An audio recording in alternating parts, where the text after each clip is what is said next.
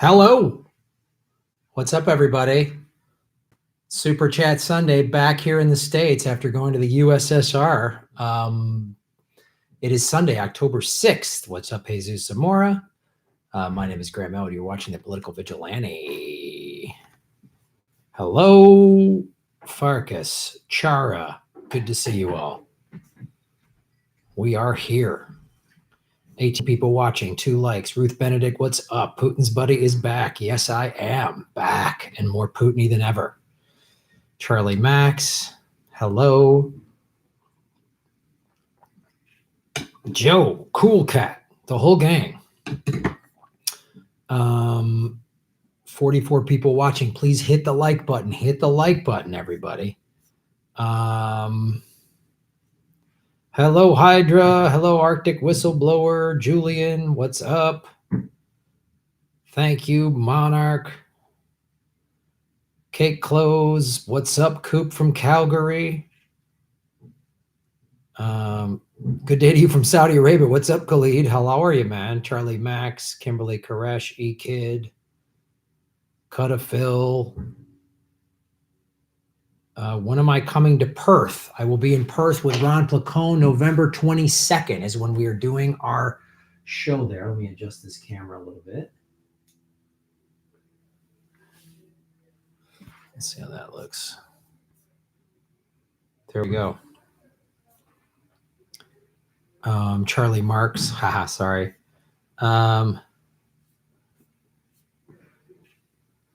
Perth is awesome. Yeah, there's no reason to say something shitty about a city. If you're going to start being a dick, watch out. We'll get the block. Here are the rules for some of the new people. You start saying insulting things, we get the B going. We block you. You cannot conduct yourself like a civilized human being. When am I coming to Calgary? Don't have any Canada dates as of right now. But you never know when Ron and I are going to be there. You never know. People with unnecessary wealth do not live in the real world. Therefore, being wealthy is a mental health issue. The small cabal of insane wealthy people are causing our extinction. Yes. Yes, they are. Love to see you up in the cold blue north. Absolutely. Loved watching that Russia material. Awesome. Well, first, let's get into the Russia stuff. So 63 people are watching, 28 likes. Please hit the like button. And please make sure you're subscribed, everybody. I don't know if you've noticed, but YouTube has been unsubscribing people. I was at 53,200 people. Now I'm at like 53,050. They've been unsubscribing people. So please make sure you've hit the subscribe button because they may have unsubscribed you. That's just, it's awful. It's really damaging my money through to YouTube. So if you can help out here, the super chat, I get 100% of the super chat money, which helps. Also, if you do Patreon, that helps. But it was rough. Like we made such headway, June, July, August, like the channel just blew up. We went from 20 to 50,000 subscribers, which was great. The YouTube money was really increasing. And so, I mean, that's why I have multiple revenue streams, is because I don't want to be completely beholden to YouTube, because this is what they do. They'll just, and I've talked to Convo Couch and Ron and Jimmy, and they've stuck it to everybody. It's just this channel, because if I had hundreds of thousands of subscribers, if I took a dip, it would still be okay. This was like, paying for everything, paying my bills, can make this full time, and now it's a struggle again. So it's like, that's what I'm doing.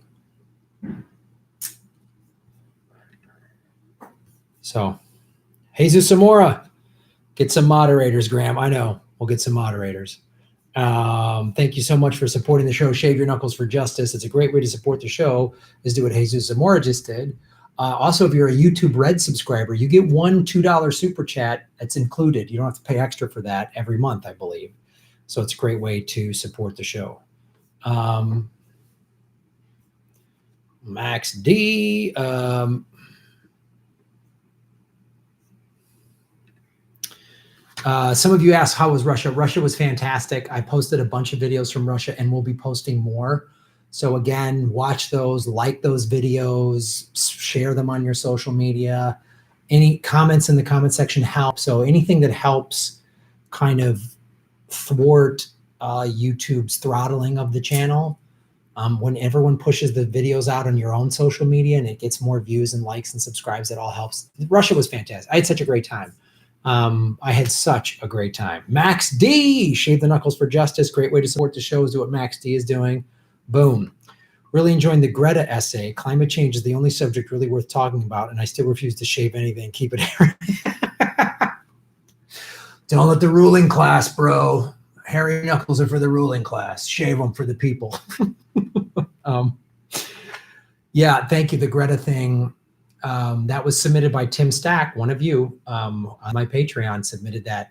I watched, well, separately, I had seen that on Twitter, that crazy oil lobby grandmother video, and I was like going to do a video about that already. And then Tim sent in the misogyny climate change denier study, and I was just like, well, let's just put those together. So I'm glad you liked it. It was really I like I said, I'm going to do climate change like at least once a week if I can.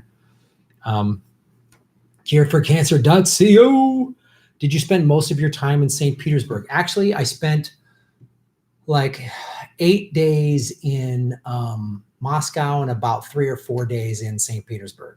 So most of my time was in Moscow, but St. Petersburg was just beautiful. And Moscow's great. It's great. Moscow's a great city.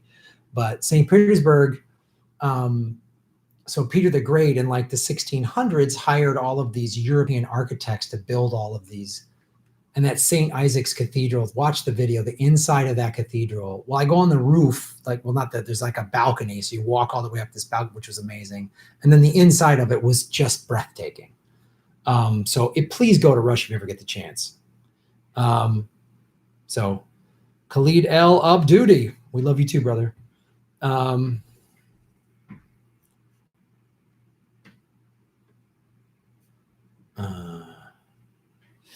Rab S27, weren't you stuck at 11,000 forever? Yeah, you're right. Every once in a while they do this. They'll just throttle. It was like a year ago. I was stuck at 11,000 and it wouldn't budge and it wouldn't budge.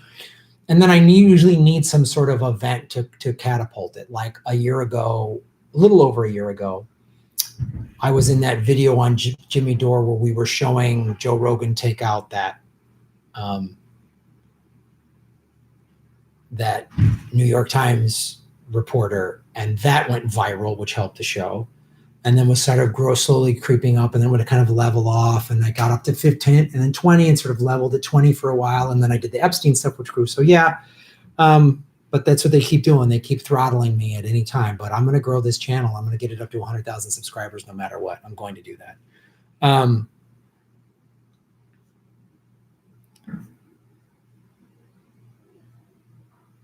Oh, wow. Listen to this. So Jeff Adelman says, in less than a week, Warren's YouTube channel has gone from 10,000 subscribers over 65,000. Yeah, of course.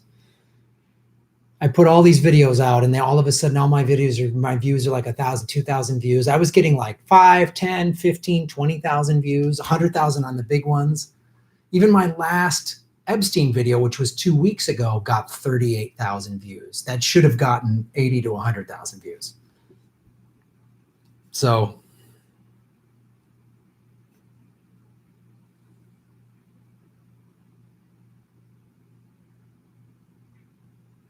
what's up, Sam Dean?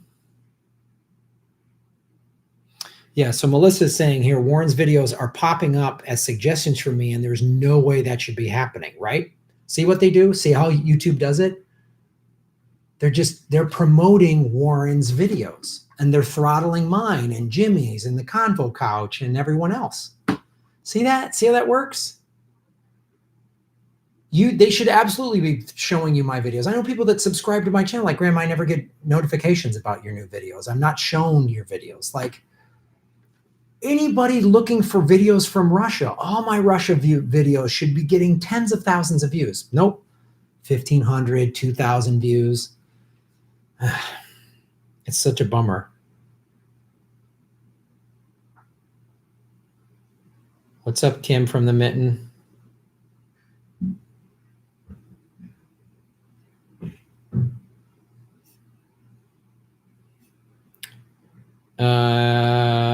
Tasmania will be run entirely with renewable energy by 2022 because we set a target. It's not for 20 years away. Great point, Sam. And it shows, again, a thing I talk about a lot on this show. So Tasmania, for those of you who don't know, is an island off of Australia. And, you know, that's how important local government is. Like California just signed a law for public banks. One of the reasons of public banks is because because right now, recreational marijuana is legal in the state of California, but as far as the federal government goes, it's illegal, which is still, there's this problem of legal marijuana dispensaries can't use banks. They can't because they're all federally insured. Public banks take care of that problem. It shows you the economics of legal weed, how powerful it can be, because now there's all this money coming in. So not to mention public banks can do so many things.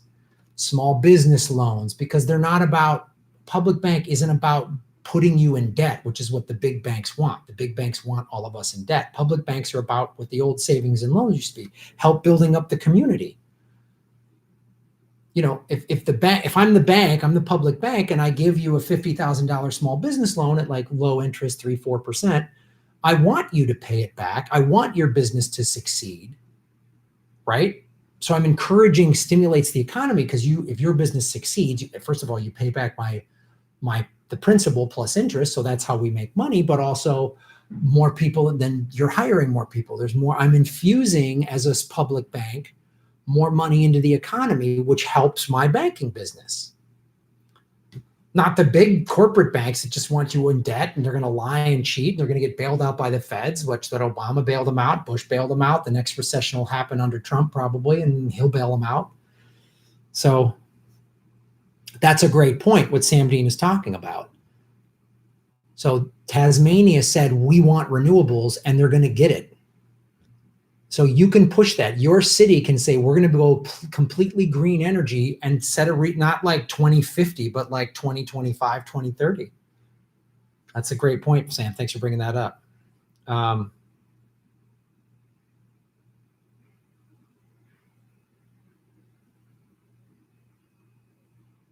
did they build the boat Greta sailed on? I don't know.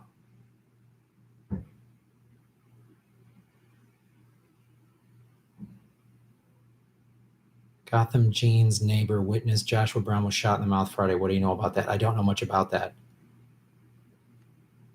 Had to X out the like. Hit the like button. 153 people. 58 people watching, 97 likes. So pound the like button, everybody. What do I cure for cancer.co? Boom. Thank you for making Gotham great again. What do I think of Bernie going to the hospital? When I first heard about that, man, I was really like, oh no, because this is the thing that they keep, oh, he's too old, he's out of touch. But young, hip Liz Warren, who's only like 3 years younger than him or whatever, she's got the new plan, which is just like, oh, this is going to play right into the corporate media smear of Bernie. I thought of several things. I was like, oh man, this bummed me out. I hope he's okay. The health and age of him, it's a legitimate concern of anyone running for president, because if you're the president and you die, who's next in line? What's going to happen? It's a legitimate concern. Now they can use all these ageist bullshit things to smear him, but I was, I know plenty of people that have heart attacks and had stints, and guys in their 50s I know have had this happen, and they rehabilitated and they're now really active. And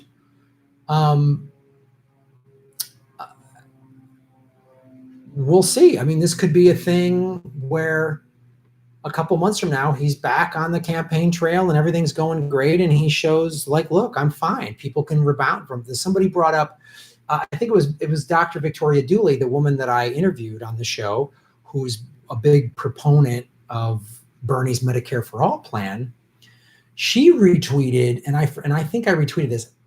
Some leader had the same thing, the same stint, and then won his election and has been, doing great stuff. So I think what can help is anyone out there that's had this stint or knows someone who's had this stint and put it out on social media to say, this is a very recoverable issue. He's, 2.5 days later, he's out of the hospital and he's waving to people, and he put out that video from him and his wife. I was concerned. I still am, but it seems like he's recovering. So it seems like it's going to ultimately,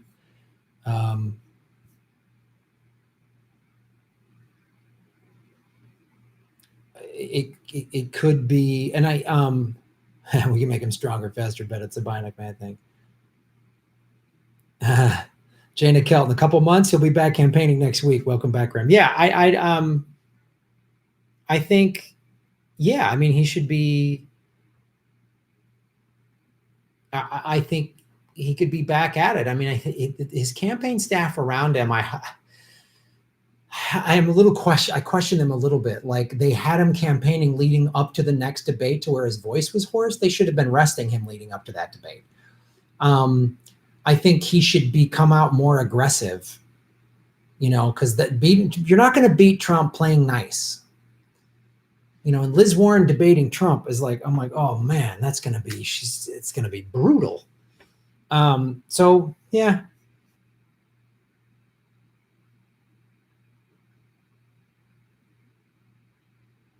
Chris, hasn't Biden had heart surgery? That's a good point. I don't know if he has or not. Oh, Captain Crunch saying insulting things. You're done. You can say you don't agree with somebody, you don't believe in their program, if you're going to say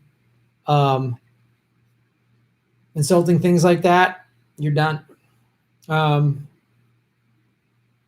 Daniel Decatur, is Obama's name ever going to come up in Ukraine grade? I mean, even in that CFR clip, Biden says, call him. If Pence had something like that, do you think people in the media wouldn't bring up Trump? Yeah, I know. Biden has Obama has a lot to answer for, especially with regards to Ukraine.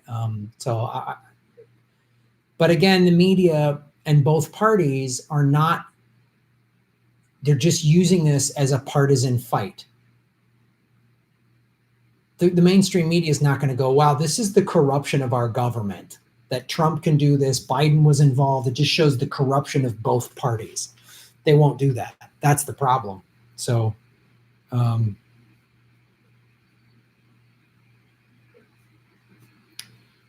all right. This seems like someone who's got to get, first you're going to get a timeout. Jesse's Jam, and then see if you can figure out how to conduct yourself. Yeah, Bernie's voice still has a little vibration going on. I hope he doesn't have polyps on his vocal cords. Yeah, it's an issue, man. Got to run to the store. All right, Sam. Hello, SR Olson from Minnesota. Careforcancer.co. Thanks for supporting the show. What do you think of California forcing children to get vaccines? Here's where I stand on the vaccine issue. Are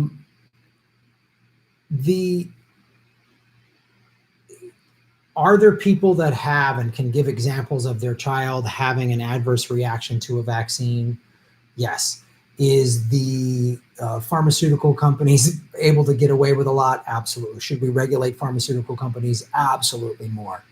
Do we need to do more research because maybe now we're realizing that a one-size-fits-all vaccines don't work? Absolutely. But people that want to ban vaccines, I do not agree with that. I think it is it's too big of a reaction in the other way. Because polio, mumps, measles, tetanus were all cured by vaccines. So yes, some people haven't had, you can give two people the same disease, the same medication for the same disease. One person has an allergic reaction, one person doesn't. So we should do way more research. The pharmaceutical companies should be held way more accountable. But then there's all these examples of like a bunch of parents not vaccinating their children, and then there's a mumps or a measles outbreak, which is like, come on. California forcing children to get vaccines, I understand where that's coming from, because California is a state that has had a lot of measles and mumps outbreaks that shouldn't be happening because parents didn't get their kids vaccinated. Again, I think we need to spend more money on research to figure out which vaccines work and what don't, and why certain people have allergic reactions and certain people don't.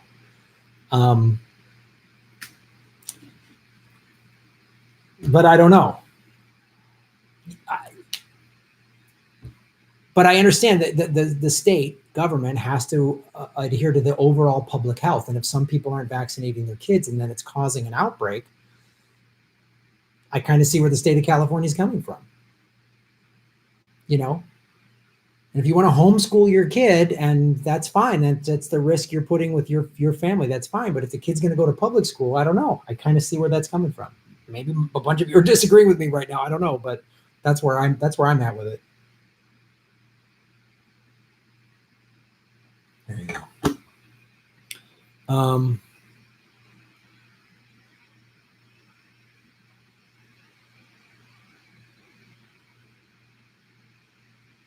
Yeah.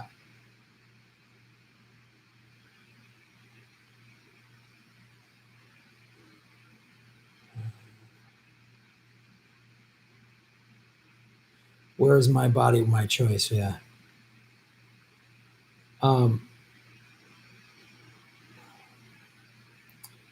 Graham, did you ask the Russian people what they thought about Putin? Yeah. Younger people are way more critical of Putin, for sure, because like people in their like early 20s. And there's several reasons for that, from what I could understand. Is first of all, they didn't grow up in the 90s, and the 90s were chaos in Russia. So the Soviet Union ended in 1991, and then there was a power vacuum. So when that happened, 30% unemployment overnight, like overnight. Soviet Union ended, 30% of the people were all working, had government jobs, gone.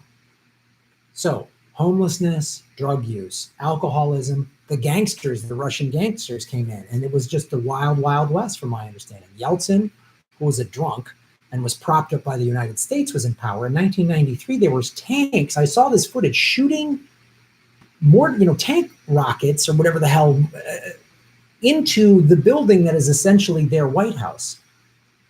It was up for grabs. So younger people are more critical of Putin because they didn't see that happen. People like older, like 30s-ish and up, who were alive in the 90s, they were like, Putin came in and rescued Russia, and he's his number one goal is to take care of the Russian people. So older people are like, he's a strong man. He's good. He's brought stability. The young people are like, stability, man. Why can't we have gay marriage and stuff like they have in the West? Because the younger people have grown up on the internet. They've grown up with McDonald's. So I was there, right? There's Starbucks, there's McDonald's. There's capitalism is alive and well in Russia. So the younger people have had all of these Western things and are like, one young person was like, all Putin does spend his money on is the military, and other superficial things rather than helping more of the Russian people. That was one of the criticisms. Again, this guy driving me around, if you watch that video of me, the guy that I said, the port, cargo port worker who lost his job under Obama sanctions, what he says, he goes, Putin's a strong man. Because those people the older people saw communism, they saw it end, they saw this crazy power vacuum in 9 years of just chaos, and then Putin came in and brought stability. So there's a lot of different views across the board about that guy. This idea that all Russians think the same, like they're all just lockstepping, and groupthink, is not true at all. Yeah, that's what I saw. So spend some money on a super chat. Putin stole billions from the Russian people. Yeah, some people have that choice. Some people have that opinion, which I get. Daniel the Cedar, you're the man, Graham, for answering my question. You got it, brother. Thanks for supporting the show.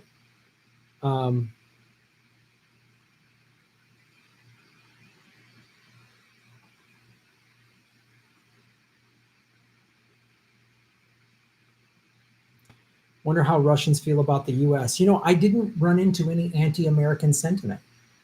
The Russians seem to have no problem delineating between the American government and the American people. Like they were like, Graham, you Americans. They didn't talk to me that way. The way I hear Americans go, Graham, did you ask all those Russian people about meddling in our elections? Like a friend of mine said that to me on my movie podcast. And I was like, what? You know, it'd be like if Russians or someone from another country was like, what are you doing in Yemen, Graham? Like, I'm against that. You know, so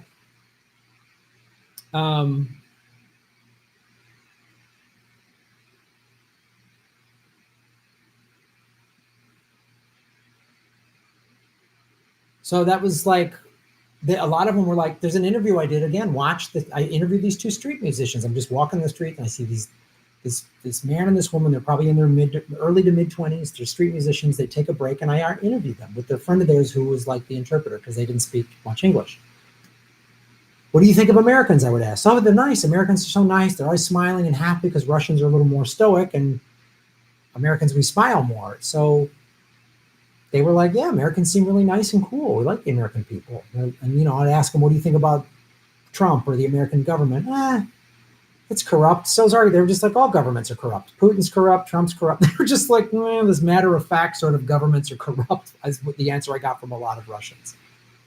So it was like,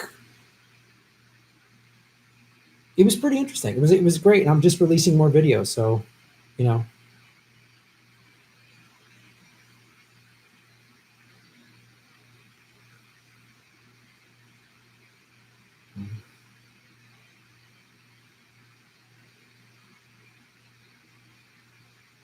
Want to know how Russians feel about the U.S.? Look up the speeches that Lavrov has been giving openly. He calls American gangsters. China said something similar recently. Well, here's the problem that I noticed, and this is what you're doing. Americans say the Russians did this. Like Putin and the government is all Russians. So a member of Putin's government is saying America is a bunch of gangsters, calling the American government gangsters. So I don't want to be judged on this country's government, and the Russian people don't want to be judged on their country's government. The Chinese people, I'm sure, the same. So that doesn't help the Russians think Lavrov says this, so they all think this. That's incorrect. This is a politician who is in a global political media war and new Cold War. Really, that's been pushed by the United States State Department. Obama lined up NATO troops along the Russian border in his last year in office. Hillary was running on I'm going to hold Putin accountable. I'm going to get tough with Russia. I talked to people who are like, in Moscow, people were scared going into the election because everybody thought Hillary was going to win. And they're like, we're going to be at war. If Hillary's president, she's going to start bombing us.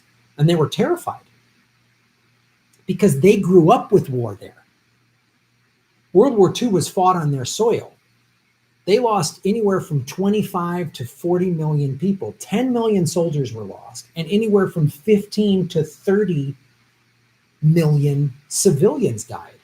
So they saw it. Imagine if World War II was fought on our soil. I would be sitting here going, I remember when my grandma told me they bombed Chicago and she had to flee, and they blocked the port of Boston and 1 million people died, because that happened in Leningrad, which is now called St. Petersburg.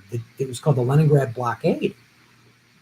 So, we only lost 419,000 people in World War II. 4,000 of them were civilians in Pearl Harbor. The other 415,000 or whatever were military.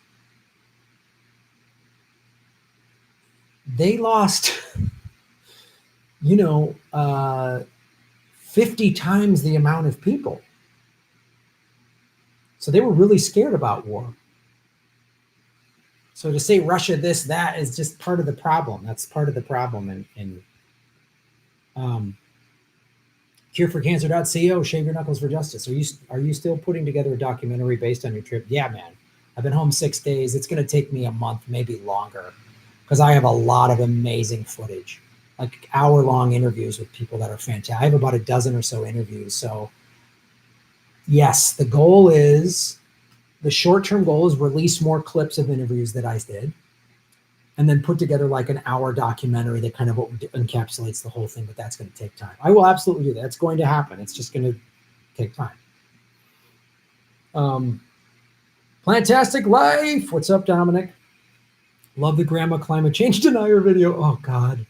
But Greta, we should all be drinking oil and coal for breakfast, Greta. It's so maddening. It was both sad and funny. Your impression was spot on. Thank you. Plantastic. Thank you so much.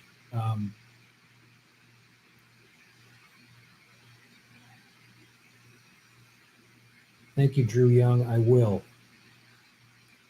USA is an oil war-based economy with huge military-industrial complex, same as Russia and China. Yeah, the difference is we outspend those countries 10-1. We outspend the next 10 countries combined. So Russia and China, yes, they have big military, but it's nothing compared to ours. That's part of the problem. We're inciting another Cold War because, look, in 1980, the height of the Cold War was also the peak of global defense spending by all countries on the face of the earth. So that's what these defense manufacturers are trying to do, get everybody all fear Russia, China, to get everybody to spend money on all of our allies and then all of Russia and China's allies. Yeah.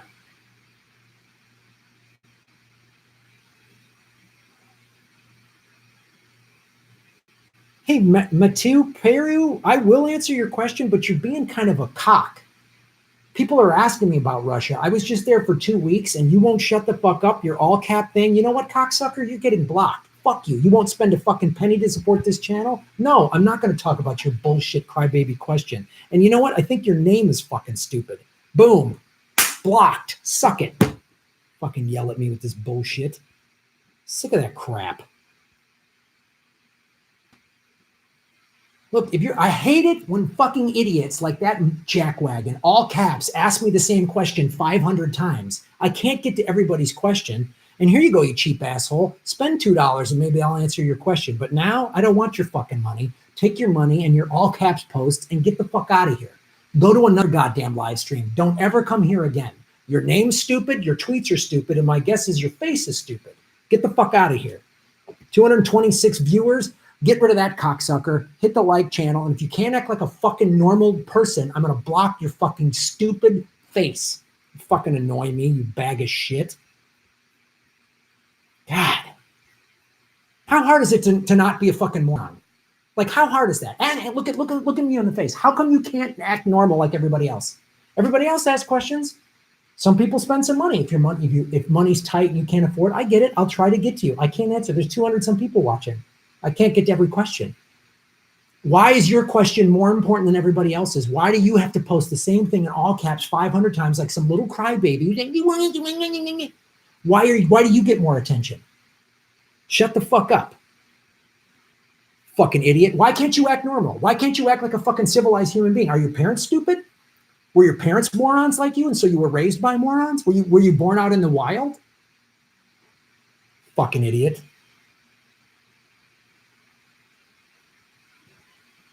Fucking idiot. God. Fucking stupid. Cureforcancer.co. Oh, here's someone spending money to support the channel and ask an interesting question that we can all discuss and debate. Wow, it's not in all caps because Cureforcancer.co isn't a crybaby fuckstick?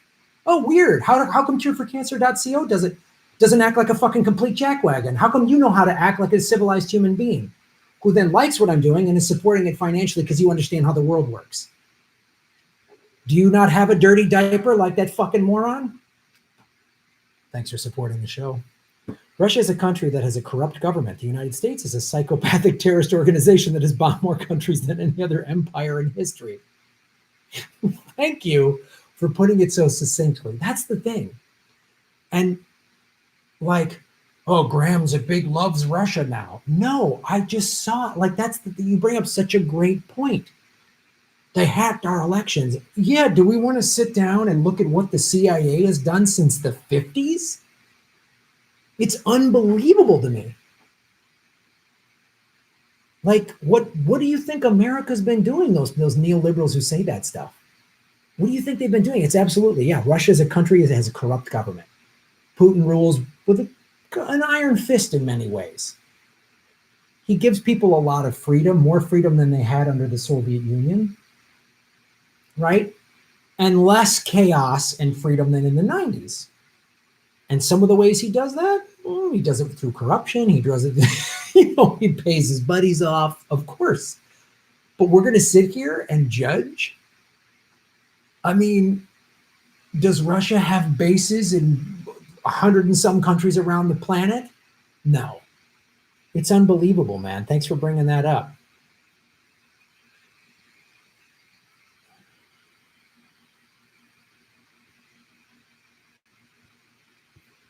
Thanks here for Cancer. Jedi Mullet 77, thank you for supporting the show. 246 people watching, 172 likes. Hit the like button. See, just click the like button. That's easier and takes less time than a bunch of all caps crybaby tweets because your parents didn't discipline you enough. Jedi Mullet 77, do you have time to enjoy yourself in Russia, even with all the Rachel hysteria? I asked, if you watch that video, I asked a couple people this. One of them I posted was the video with the two street musicians. I asked him, do you know who Rachel Maddow is? And he goes, "Yet." They don't know who she is. They don't care. When I say, yeah, the American media is pushing this anti-Russian thing, they're like, yeah, we've got a state media channel that just says Putin is great 24/7. There's an opposition news channel that comes out of one of the other, like, maybe it comes out of Belarus or Georgia or something like that. And it's all Putin is awful. And they're like, yeah, of course, everyone's corrupt. It's so funny. I had a great time. I got to do, look, I had my camera and my phone and I shot a lot of footage, but I also did do that very thing. I wanted to make sure I enjoy. I went to the ballet in St. Petersburg. I had fantastic dinners every night. It was great meals. Susie Dawson was such a gracious host. She took me around. I met so many amazing. Went to karaoke one night. I put one of the videos on the Patreon. I sang "Wanted Dead or Alive." It was so cool, man. It was I had such a great time, even with all the Rachel hysteria. So thank you.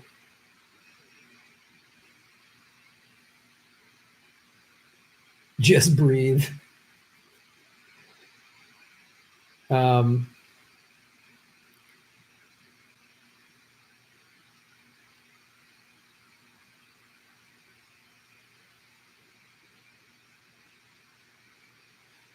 Don't you think that Greta is shaming the mass of people and not big oil? Don't you think she is pushing for the mass of people to solve the issues they created? Yeah, it's an excellent point. I think she's kind of holding the older generation accountable, because I would too, man. I remember being in college and one of my professors was like, was giving us a, like, you kids today. And I raised my hand. I said, you guys created this world. I just was born into it. What have you done? Why are you? And if I was Greta and I was 16 and I'm like, wait a minute, you're telling me in 20, 30 years the planet's going to be done when I'm in my 30s? Like, she's never going to see her 50th birthday or something? I'd be pretty mad at all the adults, especially if they're like, you kids today with your Snapchat and your video game. Like, you created it. Like, that was always, I was like the first generation that had like video games, right? In the 70s, it was the arcades and then the Atari, right? And I was like, well, a bunch of adults made this to make money off of us. You didn't make a thing getting us all involved to, save the planet. When young people were protesting the Vietnam War in the 70s, they got rid of the draft. And they turned, the radical hippies into, they just gave them a bunch of drugs and said, yeah, get high and get free sex. And they got everybody to tune out.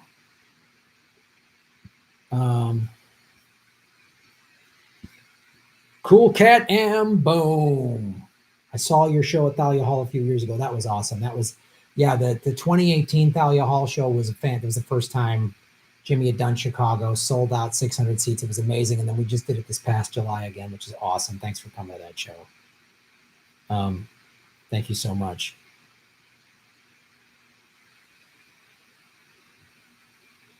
Moose Gal, Graham, now that Bernie had his health scare, how do you convince others he's still fit to be president? Why do you think no one mentions that Biden is in his sunset years? Yeah, or Elizabeth Warren, she's in her 70s.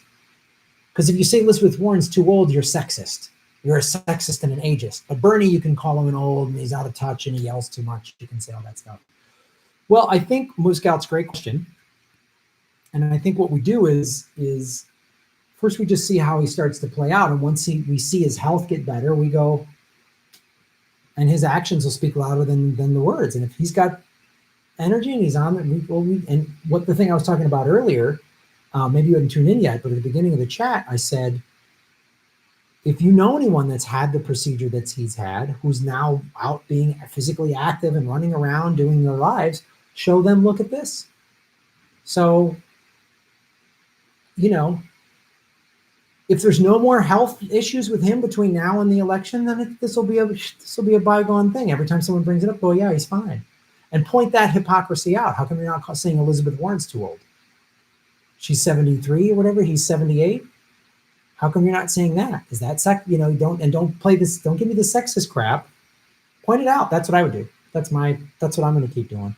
So, Ruth Benedict, Ruth, how you doing, sweetie? I hope you're well. Hey, Lovey, I'm so glad you've joined me in having an aneurysm. I lost it over anti-vaxxers and your Achilles heel showed up thereafter. We're not meant to have a good day today, apparently. So glad you're back. Thanks, Ruth. Oh, Ruth, you're awesome. You support the show. You're great. You're one of the fine people I met after the show in Philly. 260 watching, 195 likes. Hit the like button. And yeah, this is such a cool thing of meeting you guys in person after the shows on the road, which is all the more reason if you're in Australia. November 14th, Ron Placone and I are doing Progressive Comedy Tour in Melbourne. That show's almost sold out. The 15th, we're in Adelaide. The 17th, we're in Sydney. And the 22nd, we're in Perth. Go to grandnoah.com for the tour dates. And I love meeting you guys after the shows. It's so great. Did Peter buy your dinner at least? He joined us for dinner. I met him because Susie invited him to dinner. That's where we met. He knew who I was, and he said to me, he goes, Graham, I think conservatives and progressives should get together on the fact that we're all anti-war. And we should talk about it. There's certain things we shouldn't discuss, like we're obviously not going to agree on abortion or something like that. But, and then I came by RT, invited me to just watch a taping of Crosstalk on RT because they do it 3 days a week. And then that was on a Sunday. And then he said, you want to come back Tuesday and be on the show? And he had me on. It was so cool. Really, really good guy. Really gracious, nice dude. There's a lot of stuff he and I don't agree on, but we agree on the anti-war stuff, and that's important. Especially since climate change is so important, since the United States military is the #1 polluter of the planet, we should really be anti-war if we're going to be for climate change.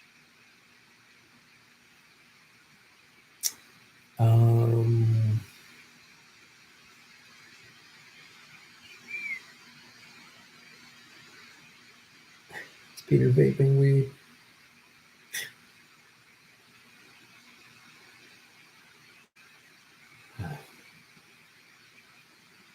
Shave your knuckles for justice.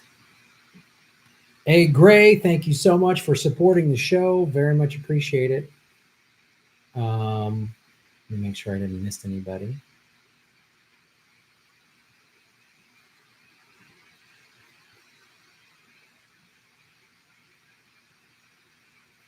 Yeah, capitalism for the poor, socialism for the rich.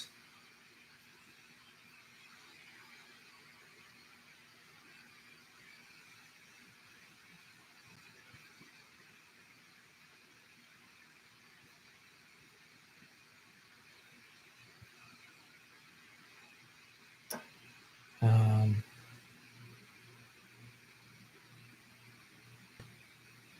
100% Canadian maple syrup. Big fan, bro. Can't wait to buy the doc. Please do. We Are Ordinary People as your song today is a powerful message that needs to be heard.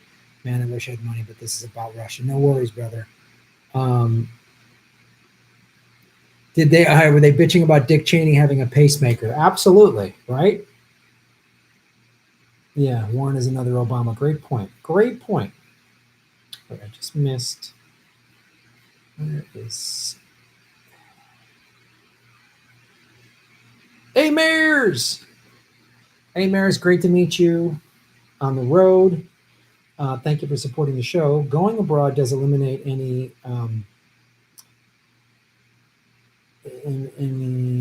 fakes about U.S. PC culture. Felt same coming home from Morocco. It only makes you stronger. Love you, Grant. Right on. Yeah, that's the thing I say, like travel. When I hear so many Americans don't travel abroad, you see the world differently and you see America differently because the world views us differently than we view ourselves. That's why I've been to Afghanistan, Iraq. I've been, in the jungles of the Amazon in Brazil. I've been all over the place, and I'm so glad I went to Russia. It was such a completely unique, different experience, and it widened my worldview in such a great way. So it also, getting back to the stint thing, it also point out other politicians who have stints, like Bill Clinton has a stint. Yeah, they'll go, he's not president anymore. Right.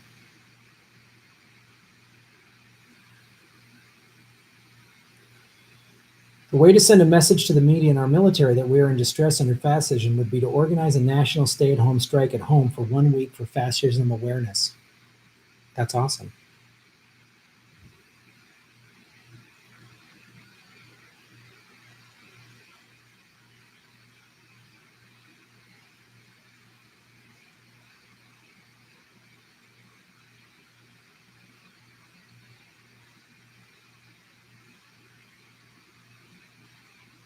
So here, everybody is on board shaming powerless people to make them react to climate crisis. Greta should be calling for fundamental change to the system. Well, here, I'm all about don't shame the powerless.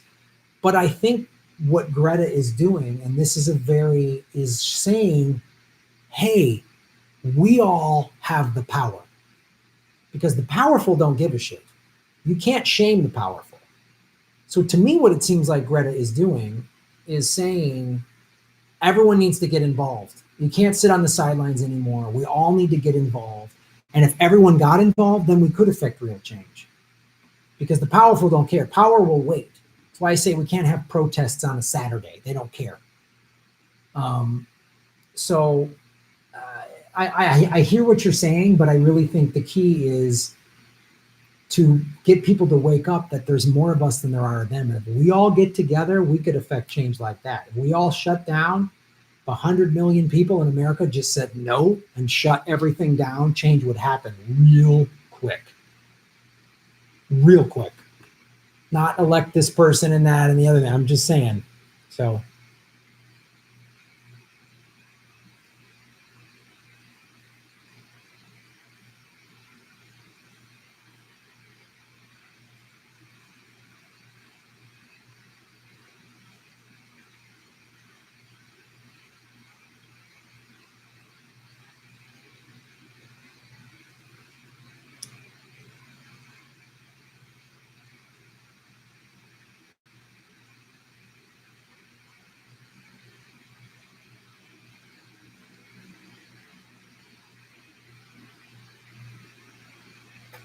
Bitch slap the powerful into the guillotine. That's one way to do it.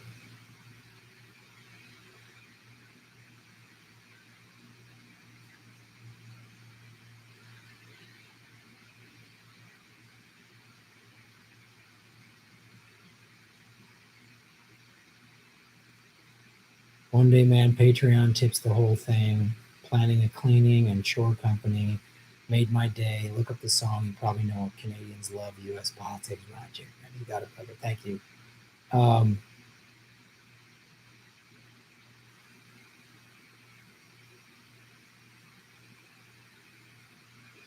We should create a system that incentivizes going green and penalize the use of oil. Yeah, I'm all for that. The secret of a peaceful coup, like they did in Portugal in 1974 is a unified and cohesive military who understands that they and we are suffering under fascism and must end, and now it can be done. That's another great tactic, of course, is start sitting down with the police and the military and say, like, especially local police departments, why are you defending these billionaires? Why are you night-sticking poor people when these billionaires that hire you, that you're defending their banks and they don't give a shit about you? Get police officers to see that. They don't give a shit about you, man. And what happens to police departments all over the country? Well, their pensions get gutted because the city gambled with their money with some hedge fund, Wall Street crime nonsense. Point that out. That's an excellent point. Cut a Phil, boom. Good to see you, Cut a Phil. Thank you for the $27 donation. I appreciate that. Awesome rant. FYI, my parents are morons, voted for Nixon. My face is stupid, but my name is awesome because I own a Cutta, and I also, did you pick up any Russian comic t-shirts?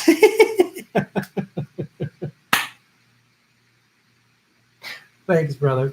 No, I didn't see any. I didn't see a lot of cool shirts there. Like, I don't know. I guess I think t-shirts is more of an American thing because it's always cold there. There's like 6 weeks of summer or whatever, so everyone's wearing big like layers of coats and stuff so it's not a lot of like, check out this t-shirt thing. I didn't see a lot of that, so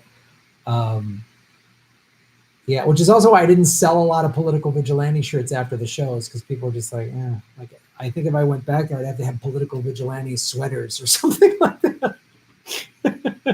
Thanks for supporting the show, Phil. I appreciate it. Care for cancer.co, boom, shave the knuckles for justice. Do you think all drugs should be legal as they were before the drug war? Yeah, I think if we're going to make, Adderall and all that stuff legal through a prescription, I think we need the drug war. Drug addiction is a health issue. It's not a criminal issue. If somebody is high and committing, well, first of all, if we legalized all drugs and regulated them through the government and stuff like we do with weed, how much crime? We wouldn't need street gangs. And if people had jobs and health care and free college tuition and all that stuff, how many people would need to get high? How many people's lives would be so miserable that drugs were the only option? And if we stopped sending everybody to war, how many abusive households would we have? I don't think anyone's really made this connection. I know so many people that have suffered some type of abuse from an abusive parent. Largely, I know plenty of people who had abusive moms. But so many of the abusive fathers I've heard about they were a vet.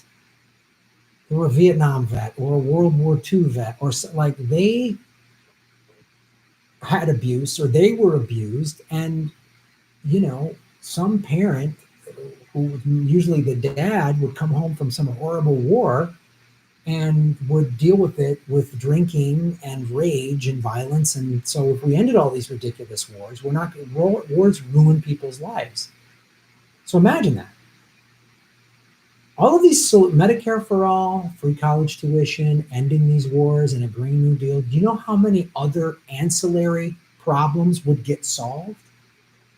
Would there still be domestic abuse? Yes. Would there still be abusive parents and abusive spouses? Yeah, yes. Human beings are human beings. But I gotta believe that the numbers would be well reduced because, first of all, financial stress creates a stressful home, right?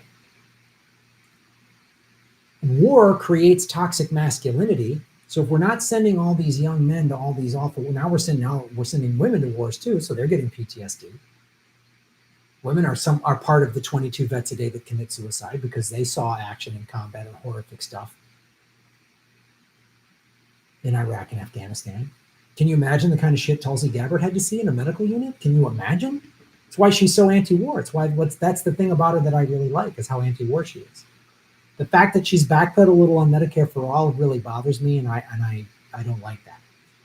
But anyway, sticking back to the subject, if all drugs were legal and we weren't in war and we had Medicare for all, and Medicare for all would include drug treatment and mental illness like Bernie's Medicare for all plan, alternative medicines. And the only thing that would cost money would be cosmetic surgery. Like if you wanted to get plastic surgery, you got to pay for that. Great. And if we started treating people with drug addiction as somebody that was sick and needed help rather than shut up, go to jail, junkie, and had more compassion in every aspect of us, we have a pretty cruel society right now. Lock people up, get a gun, prisons, it's pretty gnarly. So I think if we address the drug war in that way, it would cure a lot and many more ills. And again, if people have jobs, then how much crime needs to happen if people have jobs in education and healthcare? Great question. Thanks for asking it.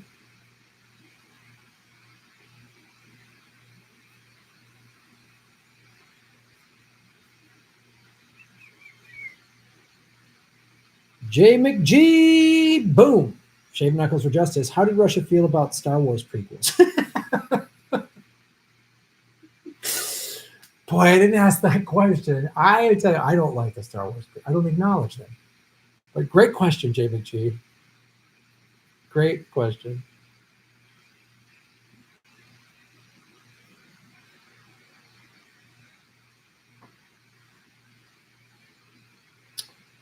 All right, here comes a big block. Boom, blocked.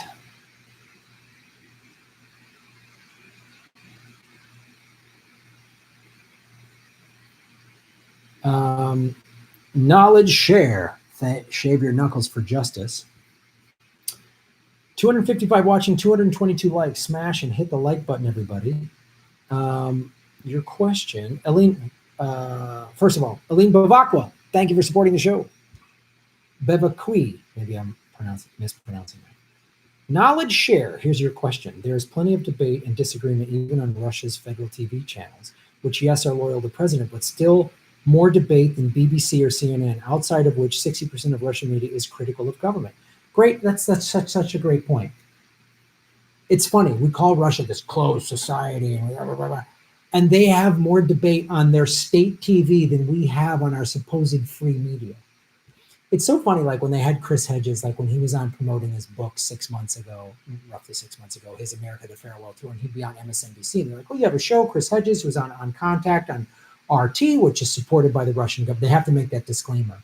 And I wish he would have said, thank you for having me on MSNBC, which of course gets its funding from big pharmaceutical, big oil, and the war machine and big banks.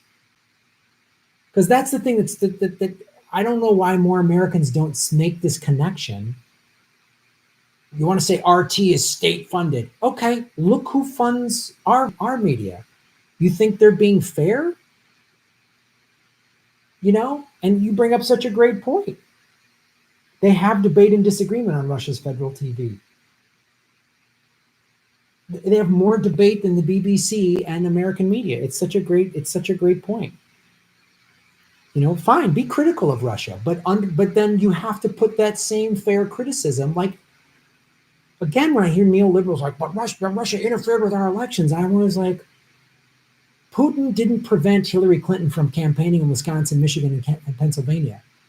The states that voted for Bernie in the 2016 primary, but the superdelegates still gave them to Hillary, that was not Putin.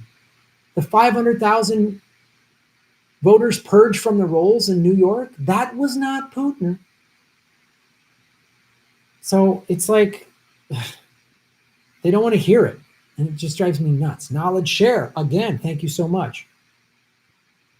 I don't agree Vladimir Putin is corrupt or pushes corruption on country. It is endemic at local level, and he's one constantly fighting it. He wants officials to do their duty, not think about themselves. Yeah, I mean, sure. That's a fine thing to bring up. That's a great thing to even debate. I don't know enough about the specifics to get into it. That's a fine point of view to have. I talked to a cab driver who said we were driving around Moscow, and there was a construction crew fixing like a median. And he goes, they fixed that last year. They fixed that every year. He goes, Putin gives contracts to all of his buddies, and they just keep doing this. And another person said, Moscow gets all the money. There's two Russias. There's Moscow and the rest of Russia. Like one woman said, a single mom or a new mom in Moscow, she gets baby formula and all these diapers and all this stuff, and a new mom in a smaller town, a smaller province, way far away from Moscow, doesn't get half of those things. She just gets like, natal care and a couple other things like that. So like, it's a valid thing to bring up. It's a valid thing. So, again, I talked to all different people. Some people didn't think Putin was that corrupt. Some people thought he was pretty corrupt. And that's a debatable thing, and it's a fine thing to bring up. But like, the Western media won't bring up the corruption on our local levels, on our government. Like, it's unbelievable. 20 countries donated to the Clinton Foundation ahead of the 2008 election, right? When Hillary became Secretary of State, all 20 countries got defense contracts when she was Secretary of State. Where's the outrage of that? Where's Rachel Maddow's hand-wringing over that? So, knowledge share, again, asking the same question. Thank you so much.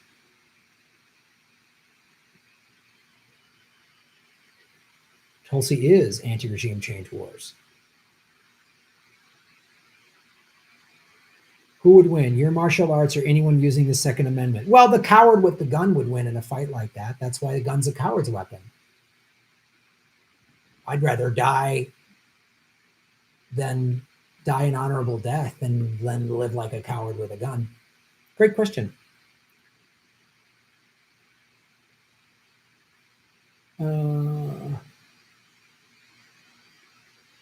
I say most show shirts are for novelty, but Graham's are super soft and girl-friendly. That's what I want. Girl-friendly, soft.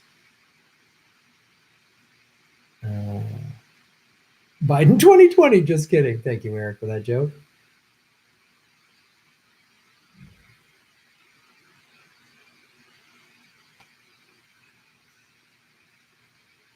Where are we at here? I wouldn't need a dead dude to save the world. All right, there we go. Compared to our government, Putin is a saint. Yeah, I know. I mean, I tell you what, Putin didn't steal my house. Putin didn't start a war in Yemen or Iraq or Afghanistan. Putin, did he contaminate the water in Flint, Michigan? Did he shoot water cannons at water protesters at the Dakota Access Pipeline? Did he use brutal police measures during the Occupy movement? Did Putin do that?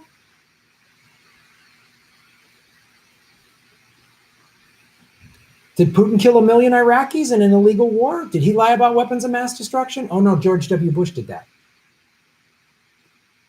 Did Putin repeal Glass-Steagall? FDR banking legislation that gave the banks way more power and helped create the 2008. Oh no, that was Bill Clinton. I thought it was Putin. Good point. The 30,000 people die a year because Putin denied them health insurance? Oh no, that's America does that.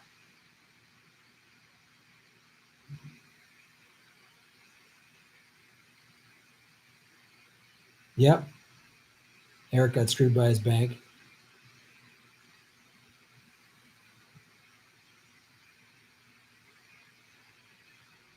Any word on Assange? His sentence is over. They're just holding him out. I don't know. I don't know. I'm not following that like as closely. I usually get updated by other people. I would go to the Action for Assange movement or Unity for Jay. Their Twitter feeds would probably have more up-to-date stuff on that.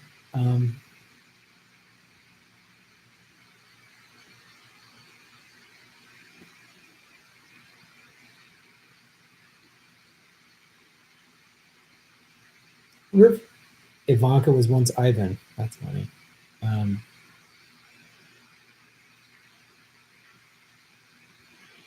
Drugs aren't going to do shit if we're all screwed. Yeah.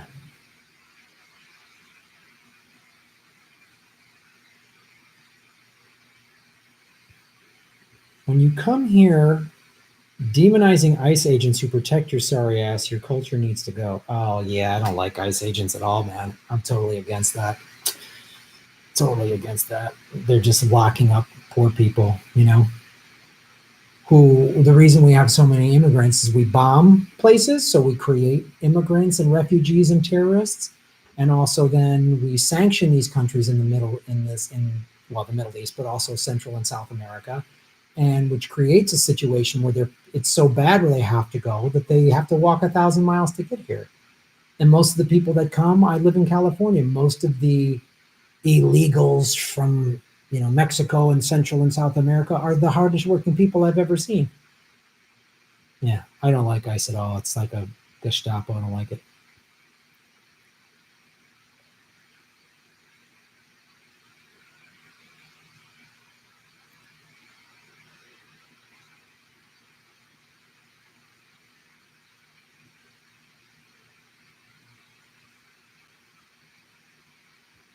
Yeah.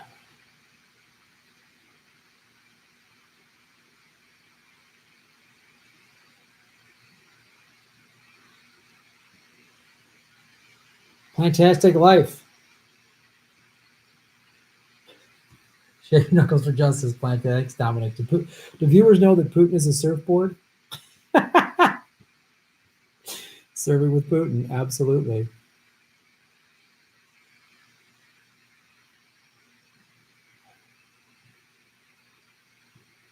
Kilkenny B, what's up? Thanks for supporting the show.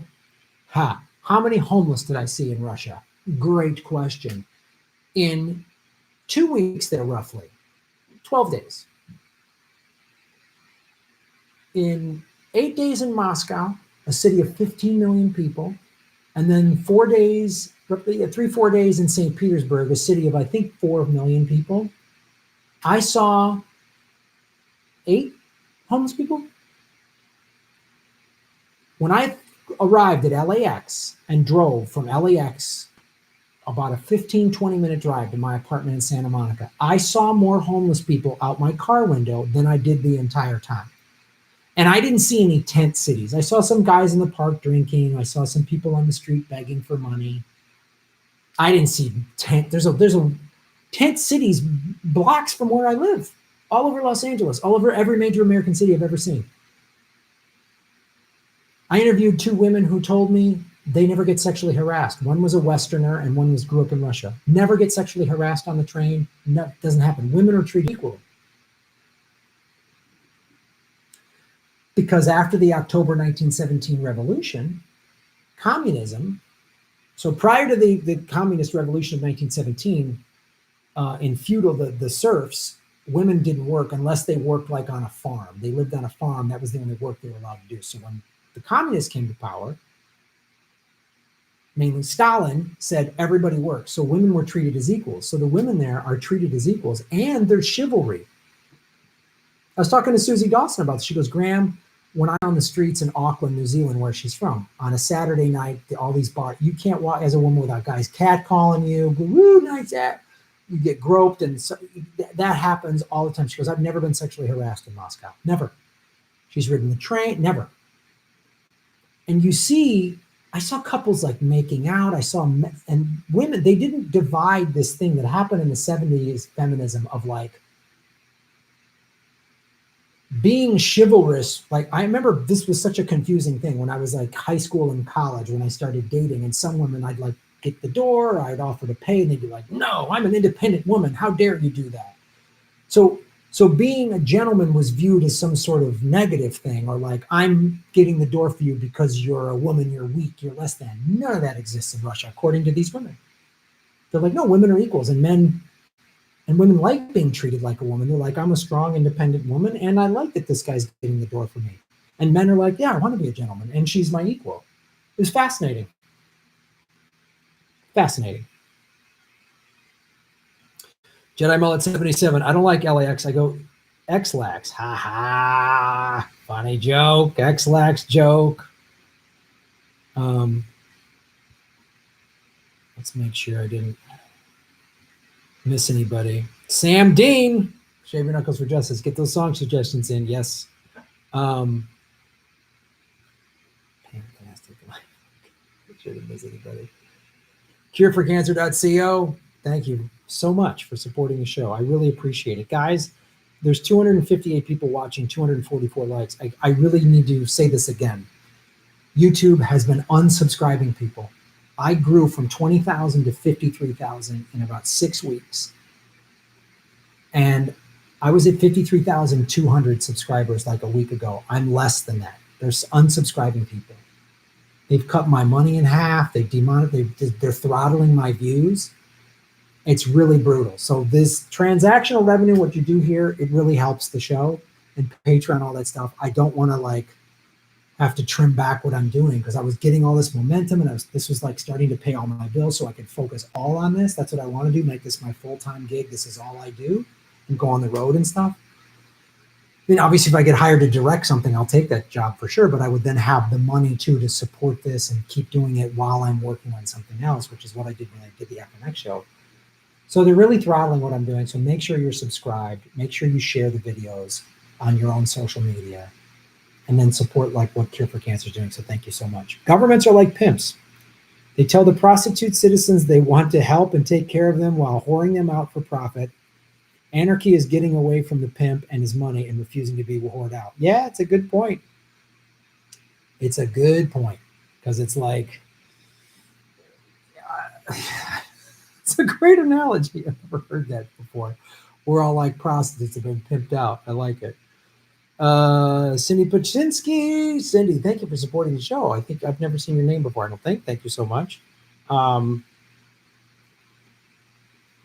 Tinfoil Hat with Sam Tripoli, number 238, has a theory about Greta Thunberg that makes a lot of sense. Oh, I'll check that out. I love Sam. Sam's a good friend of mine. I've been on Tinfoil Hat.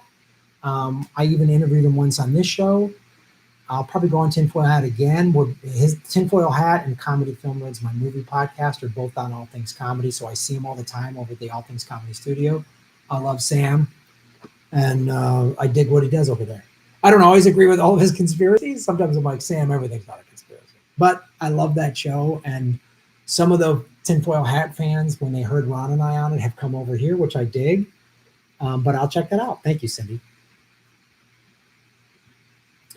Knowledge Share, boom. Thank you so much, Knowledge Share. Looks like you're in the UK.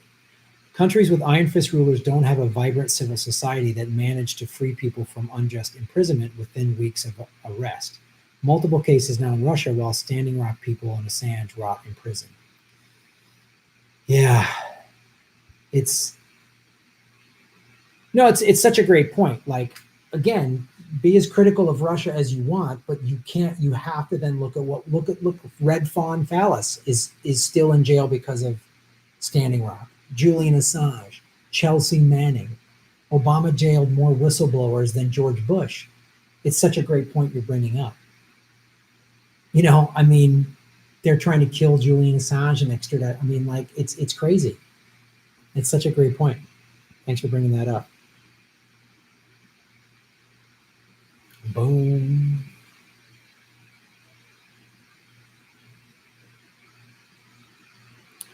Putin better believe in climate change because they have a lot of article permafrost in Siberia that contains most of the sequestered methane that would be a tipping point of thaw. No return. Yeah, I've heard about the methane bubble, man. It's pretty scary. Graham, what did the Russians have to say about Trump? Some people were like, we don't like him. One guy said, I don't know enough about him to make a decision. Here's the misconception. Everybody thinks people loved when Trump won. No. Leading up to the election, it sounded like all the pollsters said Hillary was going to win. They were worried about Hillary becoming president. They were scared. As I said earlier in this stream, Obama had lined up NATO troops on the Russian border. Hillary was talking tough during the campaign, and they thought, we're going to go to war if she becomes president. So when Trump won, they weren't happy that he became president. They were relieved that Hillary was not. So some of them like Trump, some of them like, he's a ridiculous jackass. You know, there wasn't an over. Everybody believes the same thing. That's a myth in Russia. That's not the case. Maybe that was under the Stalin era. It was like that. I don't know, but I didn't get that at all. Law Searcy, Graham, what's your next trip? Well, November, Progressive Comedy Tour is coming to Australia. The 14th of November, Melbourne, 15th, Adelaide, 17th, Sydney, 22nd, we are going to Perth. Go to grahamella.com for the 2 dates.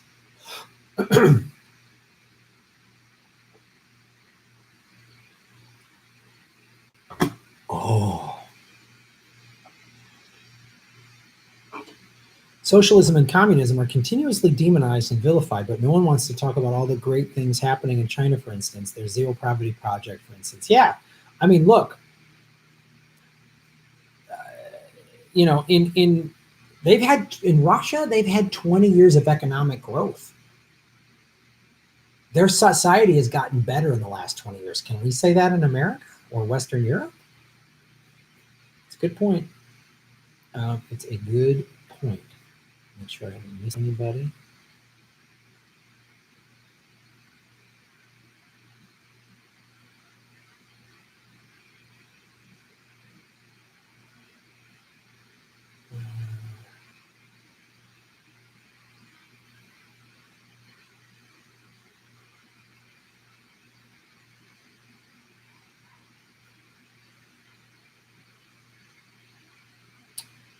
Stalin came later. Well, the revolution was October of 17, and I learned this at the Political Museum in St. Petersburg.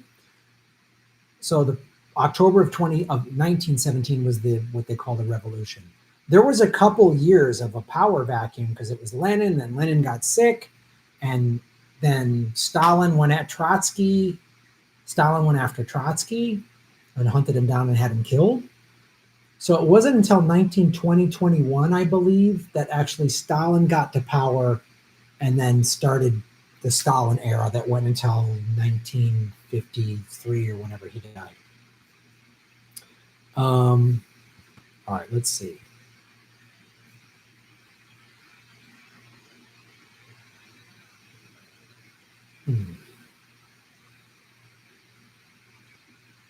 When am I visiting the UK? Not sure. Ron and I definitely want to come to the UK for sure.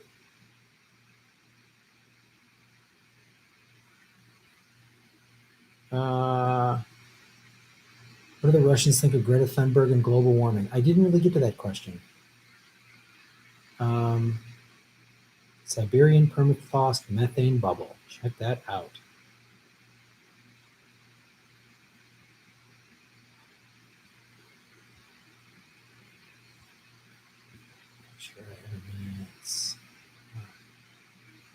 Julie, what do the Russians think of global warming? I asked them a little, and you know, it's like a lot. The younger people are very much like, the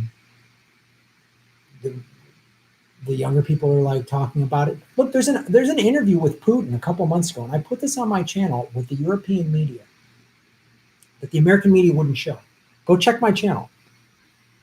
Where Putin goes, you know, climate change is a real issue, and the young people are very concerned with this, and it's a legitimate concern. We should be concerned about this. We also need to be concerned with nuclear war. It's an interview you would never see in American media. Go check on my channel. I forget what it's called, but just type in Putin in my channel. You'll see this interview with him that I replayed. That shows a side of him we do not see in America.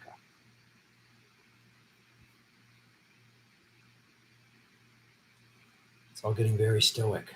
All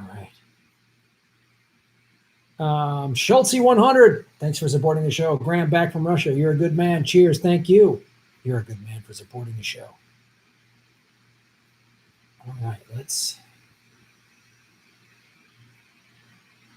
Bethany Hunt. Boom. Shave the knuckles for justice. No. Lenin died in 1924. There was war and invasion immediately after the revolution. Okay, great. Yeah, so maybe I had my dates off. But you're right, Bethany. It wasn't like 1917 happened and then it immediately, there was a lot of chaos after that. So yeah, Lenin died in 24, but he was sick leading up to that. And supposedly there was a letter that Lenin wrote on while he was on his deathbed saying, be careful of Stalin. I worry, like, we don't let him get control because he seems like he's crazy and dangerous. And Stalin had that letter hidden, supposedly. Maybe I'm wrong. That's what somebody told me. So, and Trotsky was more about actual socialism, and Stalin came in and did a lot of. Another thing I learned that was really fascinating was when Nikita Khrushchev got to power, he did what was called de-Stalinization and took down a lot of art and murals with Stalin in it. They were replaced. It's really fascinating. Thanks for bringing that up, Bethany.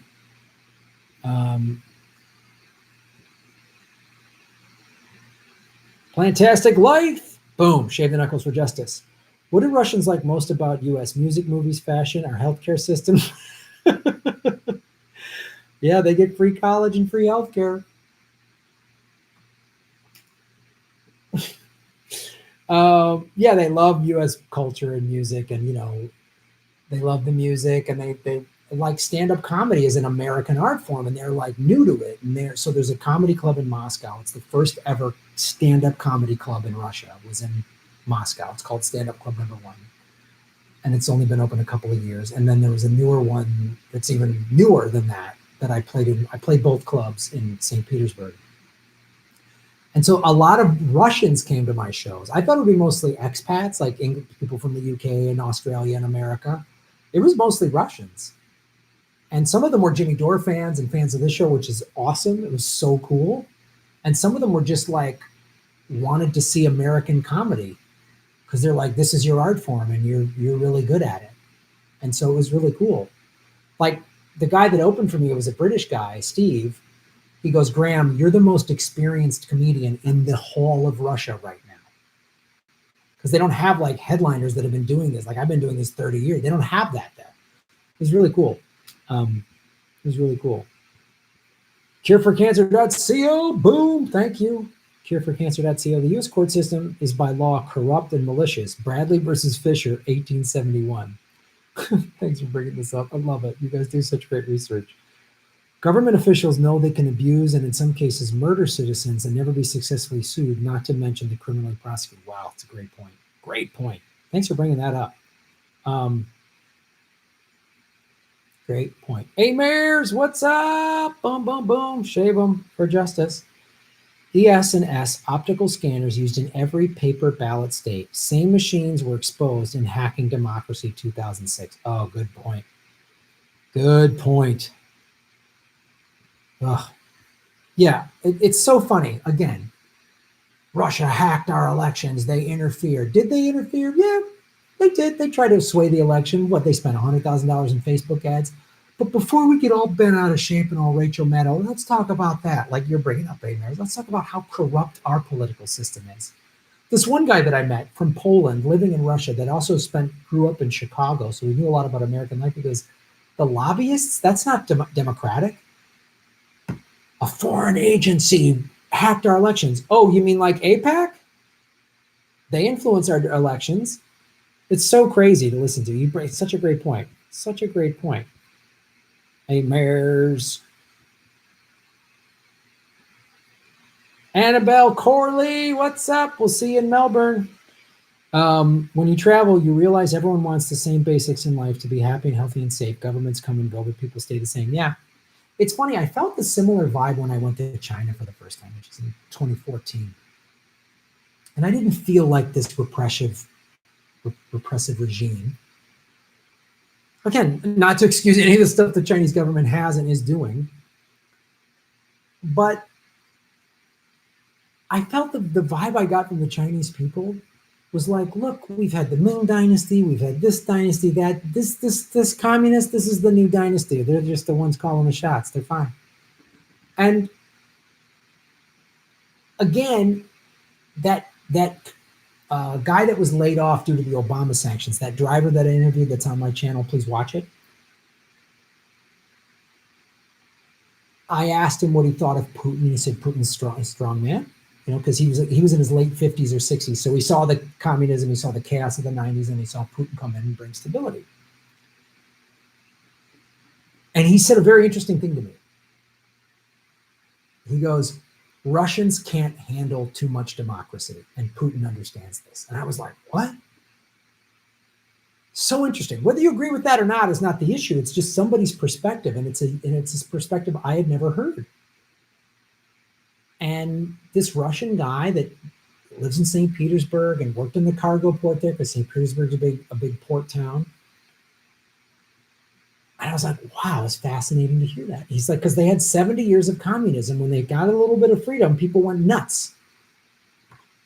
And I think about that. Like if 25 years ago we had tanks and bombings and government's upheaval, I would want it to be, and somebody came in and just locked it down and got it safe, I would be like, Because like you say, Annabelle, most people just, is it safe? I want my kids to be safe. I want to enjoy my life.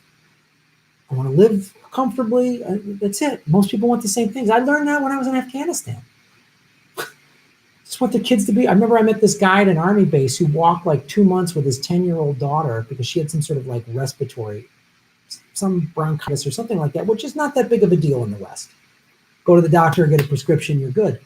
But in, rural Afghanistan in the middle of a war, it's life or death. And he came to this American hospital because any local got free health care at any American army base, which I don't know if people know that, but that's what he got. And he kept thanking us. And there was an interpreter there. He didn't speak in English.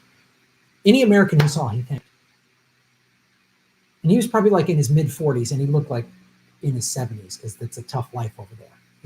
I don't think he gets to surf and drink vegan smoothies. And he just wanted what any father wants. His daughter was sick. He was terrified, wanted her to be okay, and was just happy he got health care for her. Like anyone. All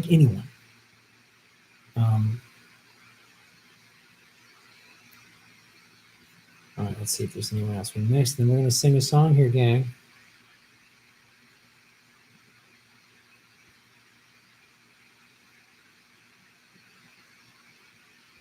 Let's see.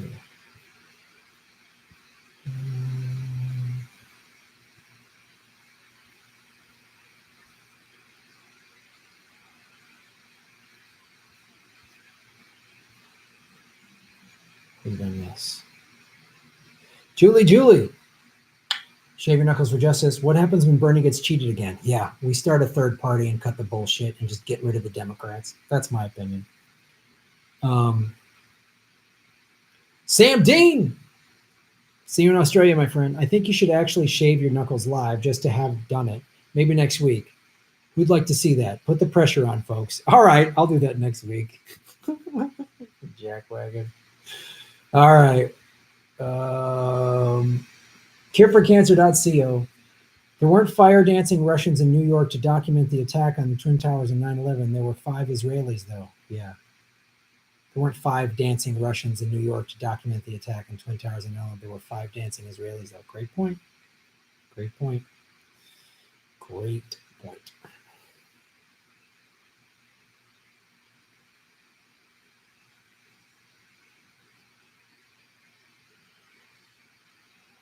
Let's go easy, 100% Canadian maple syrup.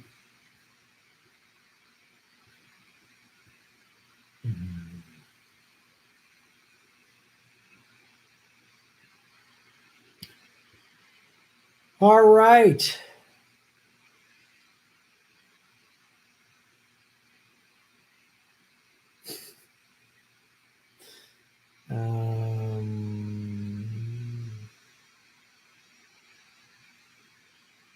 All right. So we got everybody. Make sure I didn't miss anything. What song you want me to sing? I know what song I'm singing. I know exactly what song I'm singing. I don't need any suggestions. I know exactly what song I'm singing. For those of you new to the show, Sam Bean started this. At the end of the show, no matter what we talk about, we get serious subjects. We've covered all kinds of stuff. I sing a karaoke song. So we're going to do that. No, I know what song we're singing. I know exactly what song we're singing. It's just a fun way to end it because we talk about some serious subjects. I'll show you what song. And I can't play the music, the karaoke music, because then I'll get a copyright thing.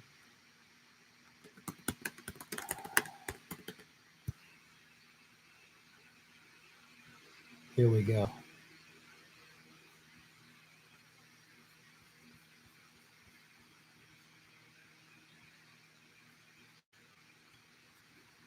Hold on.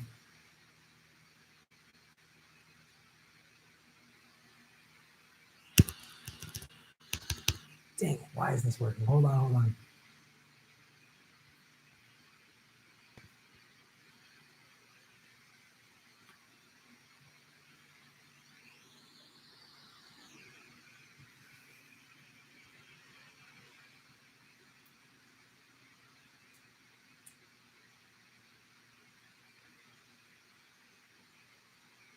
not working. Hold on.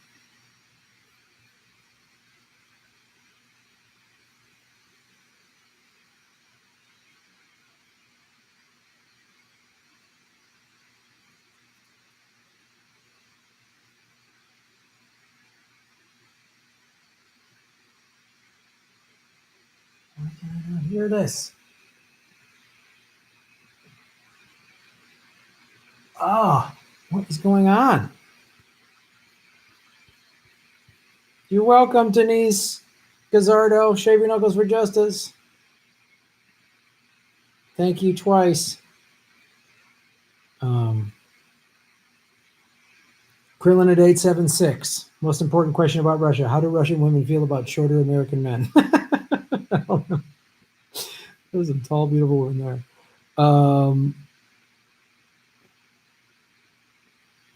I don't know what. All right, why am I not hearing this? Oh, God, I always do the same mistake every time. I forget to plug this in, and then I act so confused. It's like watching my grandmother take a picture. I don't know how the camera works, honey. You're like, oh, Grandma, it's the button on the right.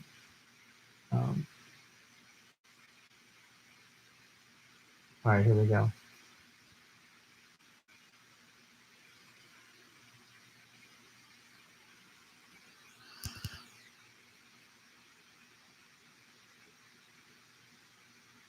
Flew in from Miami Beach. I see. Didn't get to bed last night. On the way to paper bag was on my knee. Man, I had a dreadful flight. I'm back in the USSR.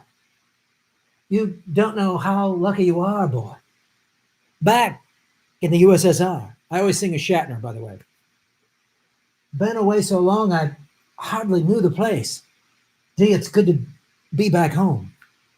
Leave it till tomorrow to unpack my case. Honey, disconnect the phone. I'm back in the USSR.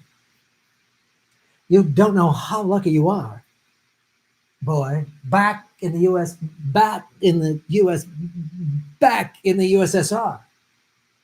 Well, Ukraine girls really knock me out. They leave the West behind. And Moscow girls make me sing and shout, and Georgia's always on my mind. Oh, come on. Yeah.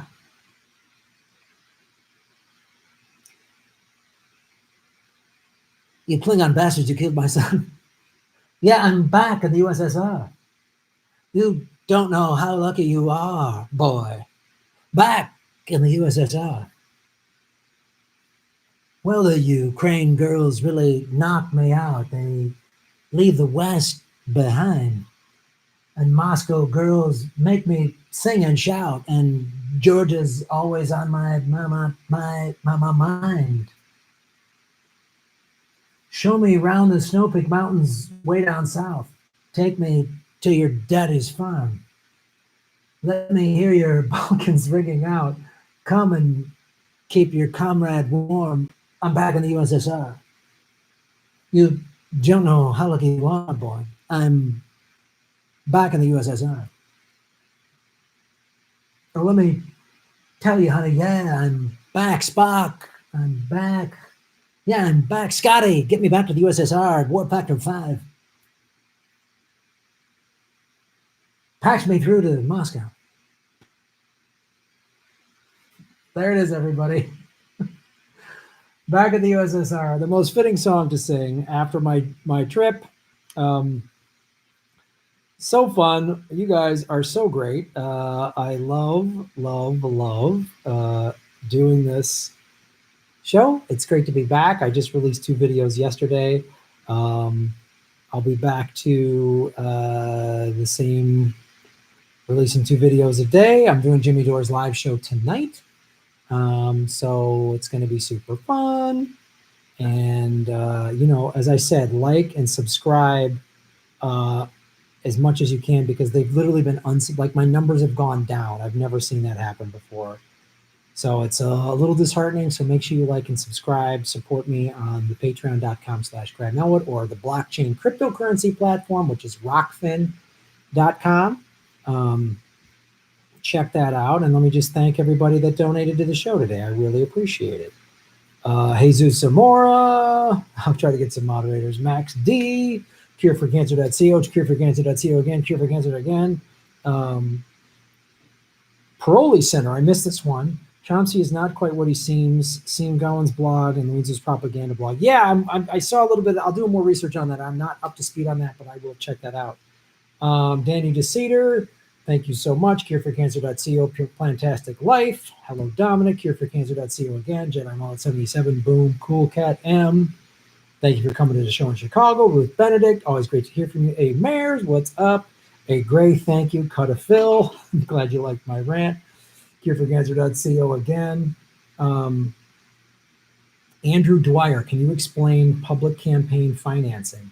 Public campaign financing means you can only get individual donors, like what Bernie does. You can't take any corporate money. The people can donate to you. You are not allowed to accept it. That's how my understanding of it. J McG, Star Wars prequels, nice. Knowledge share, thank you so much. Elaine Bevacqui, thank you. Knowledge share again. Knowledge share again. Plantastic Life, thank you. Kilkenny B right on. Sam Dean, great to see you. Cureforcancer.co, knowledge share again. Jedi Mullet 77, Cindy Baczynski, Schultze 100, Julie, Cureforcancer.co, Bethany Hunt, good to see you. Plantastic Life right on. Lawrence Chu, I'm sorry I missed this one. Thanks for Caleb Maupin and Susie Dawson. Yeah, they're both doing great work out there. Bethany Hunt, yes, I heard about the letter. Right on. A Mares, thank you so much. Annabelle Corley, we'll see you down under next month. Julie, Sam Dean, see you down under next month. Cureforcancer.co, Kremlin at 876, Denise Gazzardo, thank you so much. Please go to GrandMelwood.com for all my tour dates. Like, share, and subscribe. You're all making Gotham great again. Boom. Shave your knuckles for justice. I'll shave it in real time next week. Every Sunday, 3 p.m. Pacific. We're going to do that every Sunday. And we will talk to you soon.